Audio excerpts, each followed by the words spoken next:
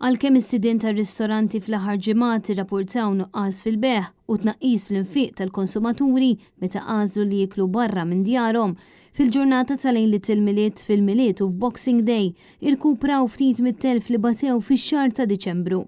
Dan intqal mis-segretarju tal-Assoċjazzjoni tal-Catering Matthew Patch illi f'intervista li tal il dan l-istazzjon tkellem dwar din l-iktar ġimgħa impenjattiva għall-industrija tal-catering.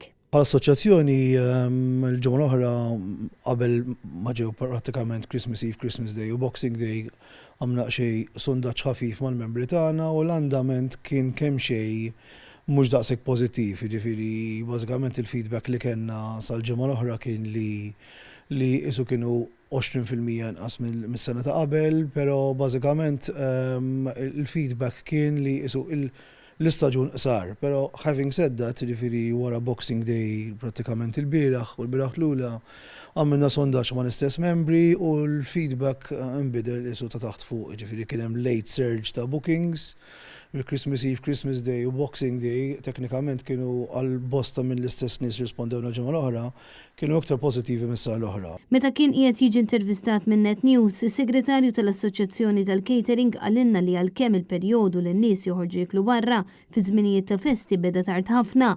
In-negozju fil-ġimgħa tal-miliet tieb. Fl-aħħar ġranet is-sidien tar-ristoranti kienu rrapportaw tnaqqis ta' 20% f'beħ meta kkumparat mas-sena l-oħra. Dan ifisser li għalkemm ir-ristoranti kienu mimlijin fil-maġġoranza tal-ħin, il-konsumatur nefaq ferm inqas mis-soltu.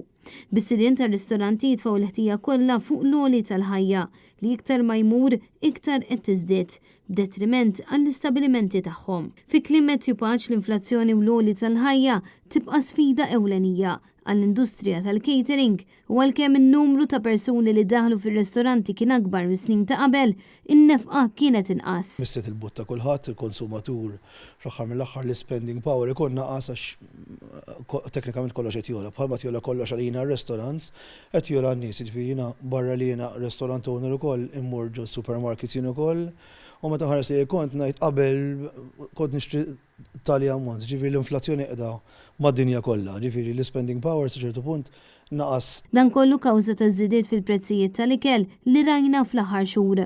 Fosthom fil-prezz tal-ħalib li żdied darbtejn, il-prezz tal-ħobs, frott u ħaxix, laħam u ikel ieħor. U kif spjegalna Matthew Patch, bla dubju li biex ir-ristoranti ma jagħmlux telf, kellhom huma wkoll iżidu l-prezzijiet tal-ikliet li jbigħu lill-klijenti tagħhom.